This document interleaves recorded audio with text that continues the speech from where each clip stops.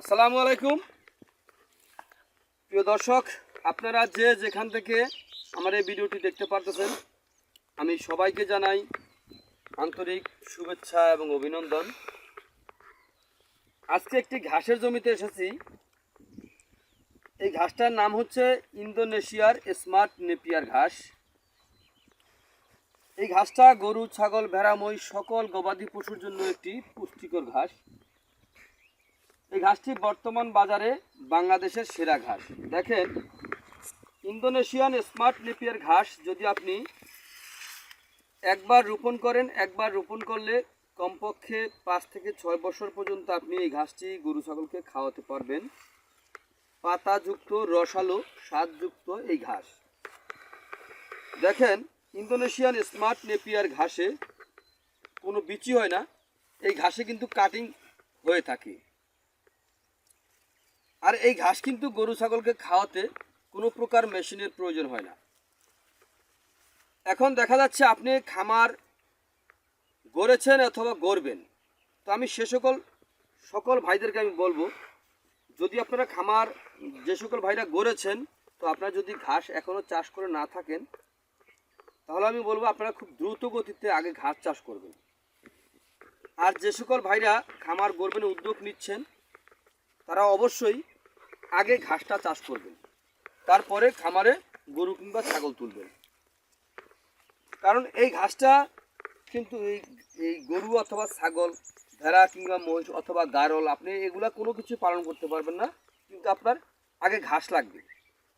তো আপনি কোন ঘাস রোপণ করবেন, কিভাবে রোপণ করবেন, দেখেন অবশ্যই আপনারা যেই ঘাসটা খাওয়াতে কোনো মেশিন লাগে না, অথবা এই ঘাসটা যে কোনো সময় রোপণ করা যায়, হ্যাঁ, এই সকল ঘাস কিন্তু আপনার রোপণ করতে হবে। যাতে ঘাসটা আছে, এই ঘাসটা কিন্তু গরু ছাগলকে খাওয়াতে কোনো প্রকার মেশিনের প্রয়োজন হয় না।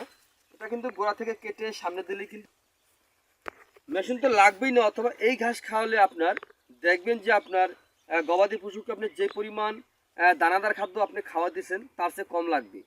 এই ঘাসটাই আপনার খুবই ভালো, পাতাযুক্ত ঘাস। এই ঘাসের কাটিংগুলি কীরকম হয়ে থাকে, ওই যে দেখেন, এই ঘাসের কাটিংগুলো আমি একটি কাটিং ভাঙছিলাম। এই দেখেন, এই যে কাটিং দেখতে পাচ্ছেন, শিকড়যুক্ত কাটিং। এই দেখেন, মোটা মোটা কাটিং, প্রত্যেকটা গিটের ভিতরে কিন্তু অঙ্কুর রয়েছে।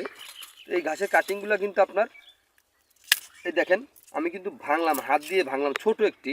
তো আপনি দেখা যায় কিছু ঘাস আছে, যেমন জারা ওয়ান আছে, জারা আছে, নেপিয়ার আছে, এই ধরনের ঘাস কিন্তু আপনি হাত দিয়ে চাইলেই কিন্তু আপনি ভাঙতে পারবেন না। এটা যেভাবে ভাঙছে, এটা কিন্তু নরম, এ কারণে কিন্তু এটা ভেঙে গেছে। এটা কিন্তু গরু সম্পূর্ণরূপে খাইতে পারবে, এটা কিন্তু ছাগল খাবে না।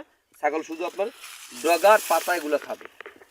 তো আপনারা যদি এই ইন্দোনেশিয়ান স্মার্ট নেপিয়ার ঘাসের যদি পরিপক্ক কাটিং, এরকম পরিপক্ক কাটিং যদি আপনারা রোপণ করতে চান, তাহলে আমার স্ক্রিনে দেওয়া নাম্বারে যোগাযোগ করবেন। আমাদের কাছে এই ঘাসের কাটিং আছে, আমাদের পাশে জমি আছে, এই জমিতে এই ঘাসের কাটিং, ওই যে দেখেন বড় বড় ঘাসটা যেগুলো, ওগুলার ভিতরে কাটিং রয়েছে।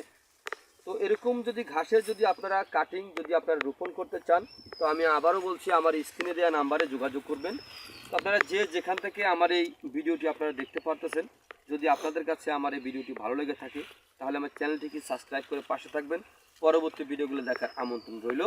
তো দেখেন, আমাদের কাছে সকল প্রকার হাইব্রিড ঘাসের কাটিং পাবেন, যেমন আপনার ইন্দোনেশিয়ান স্মার্ট নেপিয়ার হাইব্রিড ঘাস, অথবা আপনার জারা ওয়ান হাইব্রিড ঘাস, গুয়াতিমালা, যেটার এই আমেরিকান গুয়াতিমালা হাইব্রিড ঘাস, হ্যাঁ, তারপরে হলো আপনার অজানা হাইব্রিড ঘাস, জার্মান হোয়াইট হাইব্রিড ঘাস, সকল প্রকার হাইব্রিড ঘাসের কাটিং আমাদের কাছে পাবেন।